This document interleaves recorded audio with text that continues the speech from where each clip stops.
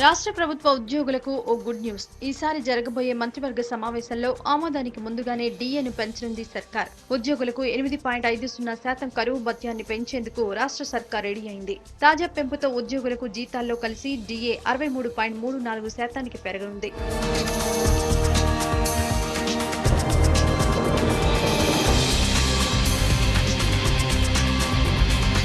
ఉద్యోగులకు కరువు భత్యం, పింఛనుదారులకు కరువు, డీఆర్ల పెంపునకు సంబంధించిన ఫైల్పై సీఎం కిరణ్ ఆమోద ముద్ర వేశారు. రాష్ట్రంలో సీఎం సంతకం తర్వాత మంత్రివర్గం ఉపసంఘంలో కూడా అంగీకరించాకే డీఏ మంజూరు చేసే విధానం ఉంది.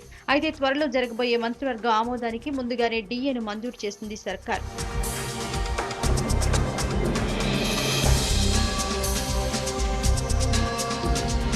డీఏ పెంపుతో ప్రభుత్వంపై నెలకు 199 కోట్ల అదనపు భారం పడుతోంది. డీఏను 8.56%కి పెంచడంతో పాటు అందులో 10% శాలరీలో కలపాలని రాష్ట్ర ప్రభుత్వం నిర్ణయించింది. పార్ట్ టైం అసిస్టెంట్లకు, గ్రామ రెవెన్యూ అసిస్టెంట్లకు నెలకు ₹100 చొప్పున పెంచుతూ నగదును అందజేస్తారు.